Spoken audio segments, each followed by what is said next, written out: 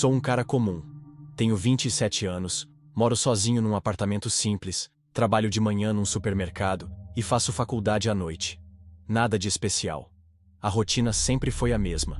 Meu vizinho da frente, o senhor Álvaro, é um senhor de uns 70 anos. Mora sozinho numa casa antiga, dessas com janelas de madeira e móveis que parecem ter saído dos anos 60. Sempre foi simpático, daquele tipo que puxa um papo na calçada. A gente se dava bem. No começo de abril, ele me chamou no portão e pediu um favor.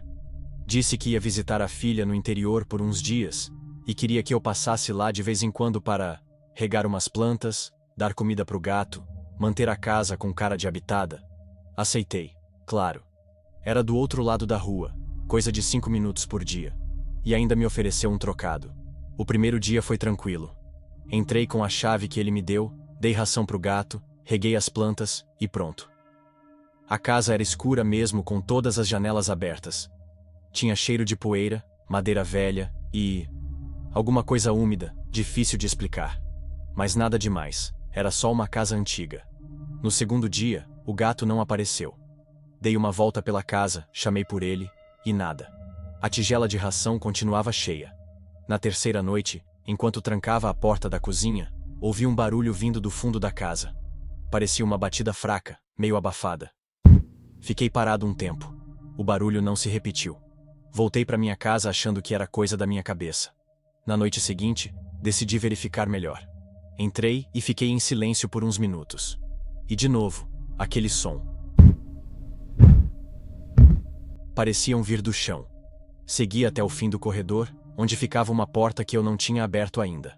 Era a porta do porão. Estava trancada com um cadeado velho, mas atrás dela, eu podia jurar que vinha o som.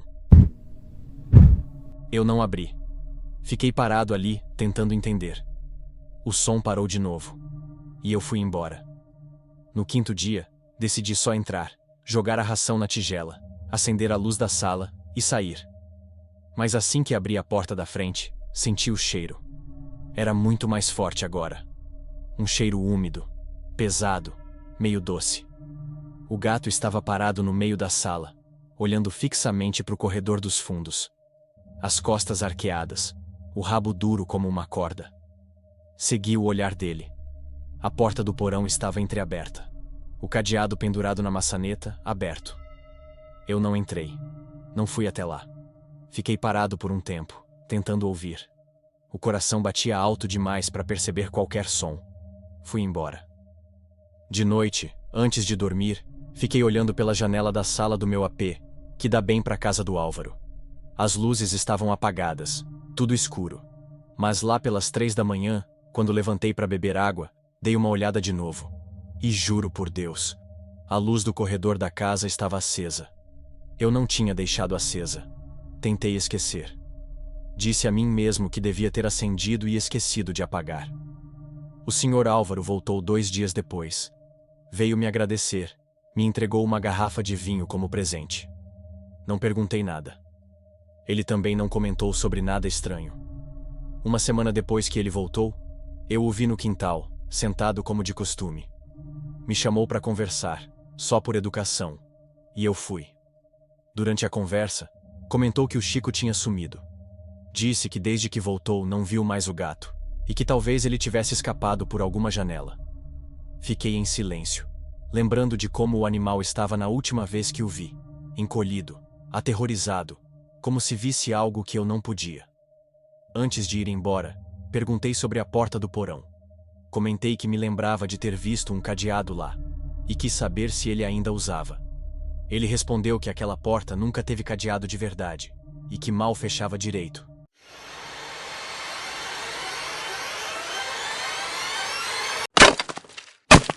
Isso aconteceu há uns 3 anos, numa noite qualquer de sábado. Eu morava com meus pais numa casa antiga, num bairro meio isolado, onde todas as casas são grandes e com quintais fundos. As ruas eram mal iluminadas, e à noite, aquele silêncio pesado tomava conta do lugar. Quem mora em bairro velho sabe, o escuro lá parece mais escuro. Meus pais saíram para jantar num restaurante que ficava do outro lado da cidade. Como era aniversário de casamento deles, eu fiquei sozinho em casa. o que não era nenhuma novidade. Eu tinha 17 anos, já era acostumado. Estava animado para ter uma noite tranquila, só eu e a TV. Deitei no sofá com um cobertor, coloquei alguma coisa leve para assistir e fiquei ali, relaxando. As luzes da sala estavam baixas, a porta trancada, todas as janelas fechadas. Uma noite tranquila. Até que, por volta das 9h30, comecei a ouvir o cachorro do vizinho latir. Ele latia direto, sem pausa, e isso por si só já era estranho. O Rex costumava latir pra gente que passava na rua, mas logo parava. Só que agora, ele latia como se tivesse alguém parado bem na frente da casa. Levantei curioso, fui até a janela da sala e olhei pela fresta da cortina. O cachorro estava de pé, parado, encarando a minha casa. Os olhos dele estavam fixos, como se ele visse algo que eu não podia ver. Voltei pro sofá, mas com um peso estranho no peito. Os latidos continuaram, intensos. Era como se ele estivesse tentando me avisar de alguma coisa. Foi quando, por puro impulso, eu levantei de novo e olhei pela janela. E dessa vez, vi algo. Do outro lado da rua, havia uma figura parada. Não sei dizer se era um homem. Parecia alguém, mas o rosto estava coberto pela sombra. Eu pisquei, e quando olhei de novo, não tinha mais ninguém ali. Voltei para dentro, tranquei a porta de novo, mesmo já estando trancada. Tentei continuar assistindo, tentei esquecer isso, mas a sensação de desconforto não passava. Pouco tempo depois, ouvi um barulho vindo da cozinha. Um estalo seco, como se algo tivesse sido deslocado. Fui até lá devagar, o coração batendo forte. A luz estava acesa, tudo aparentemente no lugar. Mas a cadeira mais próxima da porta dos fundos estava virada, fora da posição. Eu juro que não mexi naquela cadeira. Chequei a porta dos fundos, trancada. Janelas fechadas. Nenhum sinal de arrombamento. Mesmo assim, o clima dentro da casa estava errado. Voltei para a sala e sentei. Mas agora, cada rangido da madeira, cada estalo no teto, parecia mais alto. Eu tinha certeza de que alguém estava ali comigo. Não via nada, mas sentia. Pensei em ligar a TV de novo, mas o controle não estava mais onde eu deixei. Levantei, procurei pela sala inteira. Encontrei o controle no chão, ao lado do sofá, como se tivesse sido derrubado. Só que eu não tinha me mexido tanto assim. Decidi dar uma olhada rápida pelos cômodos. Corredor vazio. Banheiro tranquilo. Quando cheguei no meu quarto, notei que a porta estava semi-aberta. Eu sempre deixava toda aberta. Sempre. Entrei devagar. A luz estava apagada, mas o ventilador de teto estava ligado. Eu não tinha ligado ele naquela noite. O som do cachorro parou. Do nada. Silêncio absoluto. Nenhum latido. Nenhum som da rua. Nada. Foi o pior tipo de silêncio. Aquele que vem depois de um aviso. Sentei na beirada da cama, ouvindo o próprio coração. E então ouvi passos. Lentos. Do andar de baixo. Não correndo. Não arrastando. Passos normais, como se alguém estivesse apenas andando pela casa como se fosse dono dela. Fiquei imóvel. Nem respirei direito. Os passos foram da sala até a cozinha. Depois pararam. E então, algo ainda mais estranho aconteceu. Não ouvi mais nada por longos minutos. Mas quando finalmente criei coragem para sair do quarto, descer e ver se tinha alguém, percebi uma coisa. A cadeira da cozinha estava de volta no lugar certo. Eu não mexi nela. Toda a casa parecia normal demais. Como se alguém tivesse voltado tudo ao normal propositalmente. Meus pais chegaram por volta das 11 horas. Quando entraram, me encontraram na sala, em silêncio, sentado, com todas as luzes acesas. Eu contei só metade do que aconteceu. Meu pai deu uma olhada geral, disse que não tinha nada. Nenhuma janela aberta, nenhuma porta forçada. Mas naquela noite, enquanto tentava dormir, juro que ouvi algo do lado de fora da janela do meu quarto. Um leve arranhar, quase imperceptível. Eu não me levantei. Não fui ver. Só fiquei ali, deitado, rezando pro barulho parar. E ele parou. Mas só depois de muito tempo. Até hoje eu não sei o que realmente aconteceu naquela noite. Mas desde então, toda vez que fico sozinho em casa, eu fico em silêncio, prestando atenção.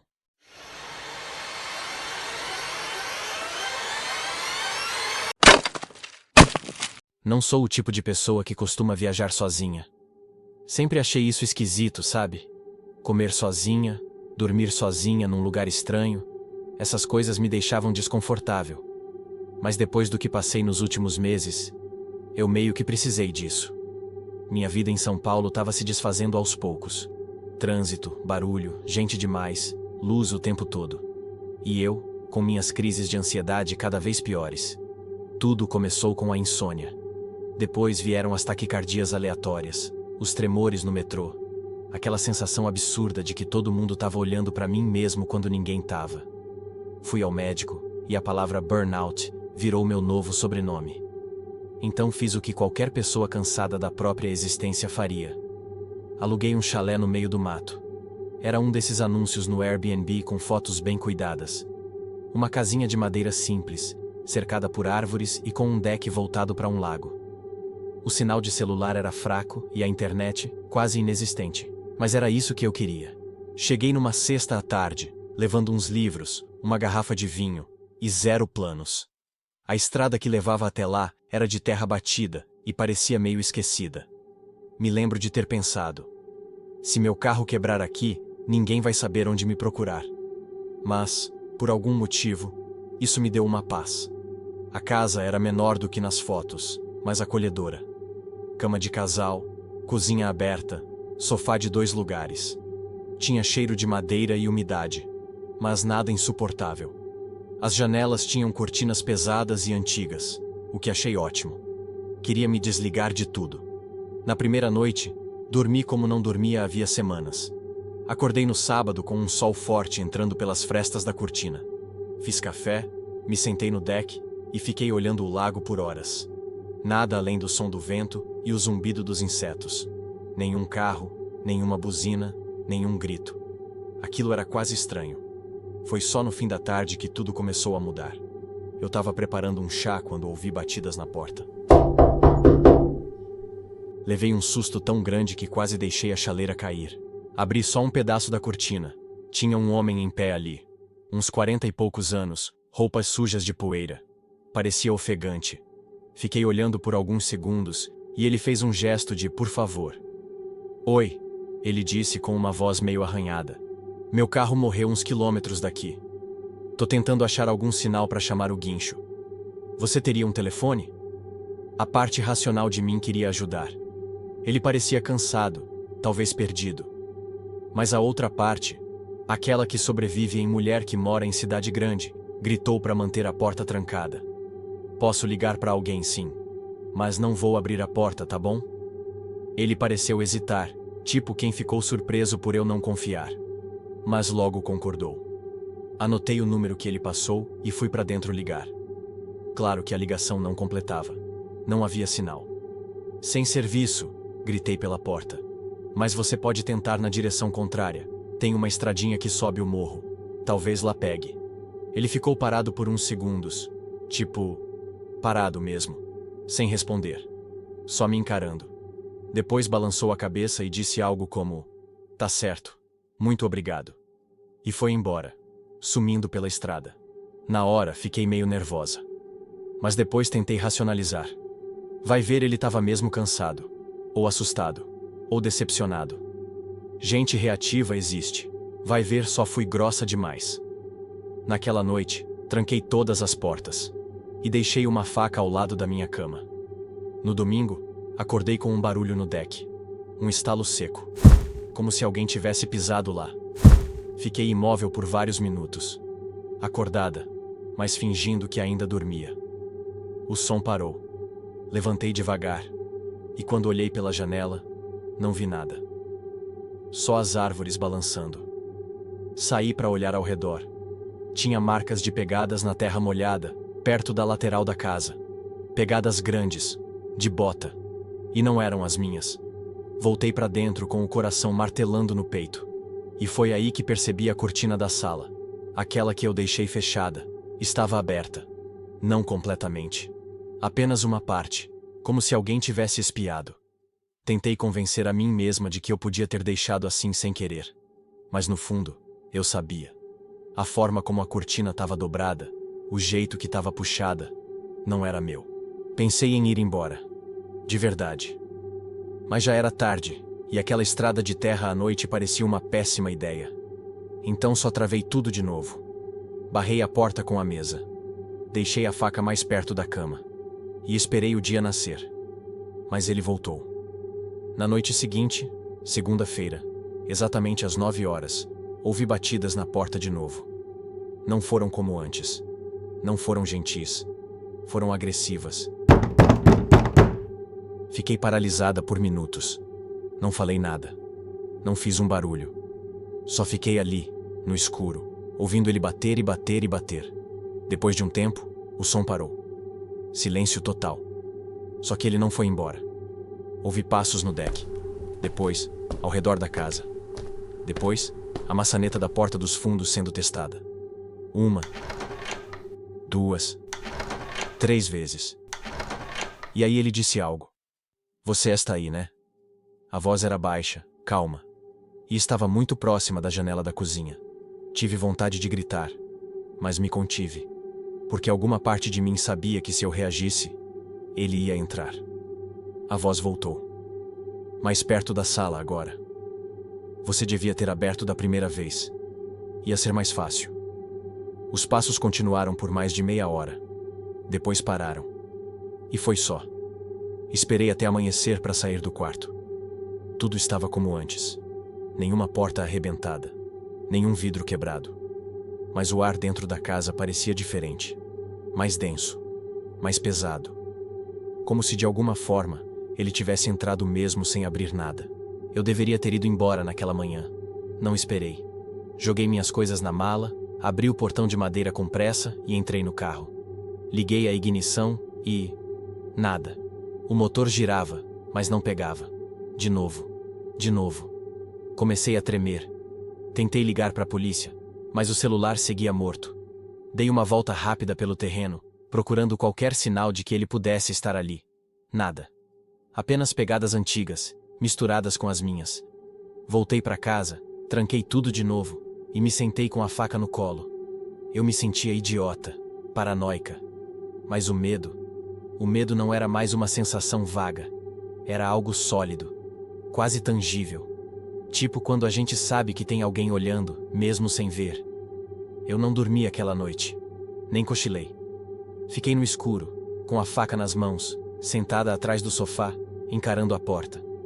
Às 2h23, ouvi a primeira batida. Uma só. Como um aviso. Depois vieram os passos. Como se ele estivesse descalço. Ou ferido. Mas isso não fazia sentido. Ele parecia bem no primeiro dia. O som vinha do lado de fora, mas o chão da varanda de madeira fazia tudo ecoar, e eu me sentia cercada. Toda hora parecia que ele estava na porta da frente.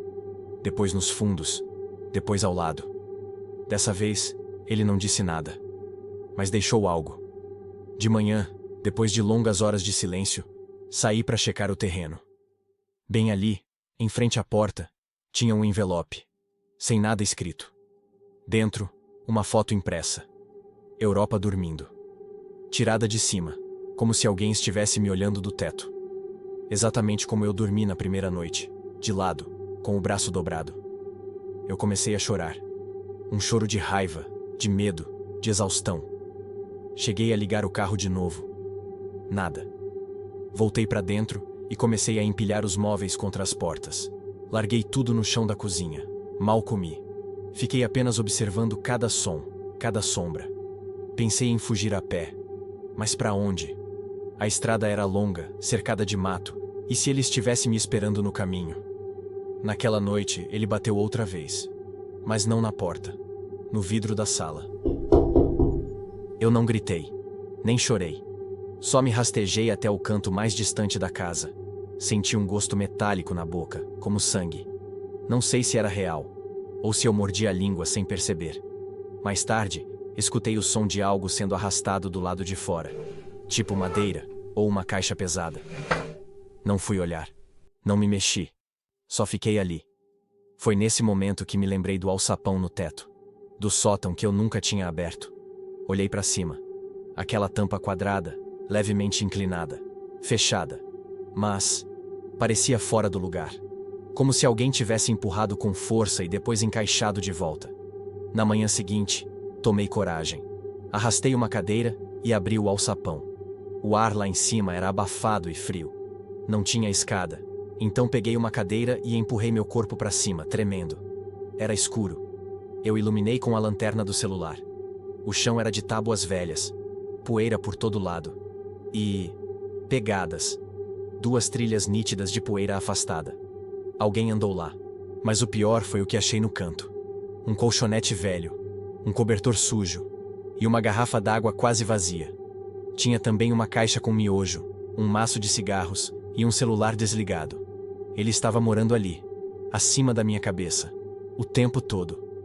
Voltei para o chão com os joelhos falhando. Caí sentada. Tentei respirar, mas era como se o ar tivesse sumido. Eu queria correr, sair gritando, mas o medo me colava no chão. Juntei forças, peguei minhas coisas e dessa vez comecei a andar a pé. A estrada era longa, mas o céu estava claro e eu tinha uma faca na cintura. Cada passo parecia durar uma eternidade. Depois de uns 40 minutos andando sem sinal de ninguém, ouvi um carro. Um caminhão pequeno de entregas. Comecei a acenar desesperada e ele parou. O motorista me olhou assustado. Tá tudo bem? Contei só o básico. Ele me levou até a delegacia da cidade vizinha. Fiz um boletim. Eles disseram que iam mandar alguém verificar. Quando voltaram comigo, no final da tarde, a casa estava trancada e vazia. O sótão, impecável. Nada lá em cima.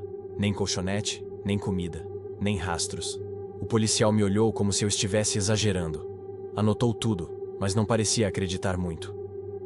Poderia ter sido só um andarilho, senhora. Gente aparece nesses chalés o tempo todo. Eu nunca soube o nome dele. Nunca mais vi aquele rosto. O celular dele, deixado lá em cima, foi levado pela polícia. Nunca me deram resposta.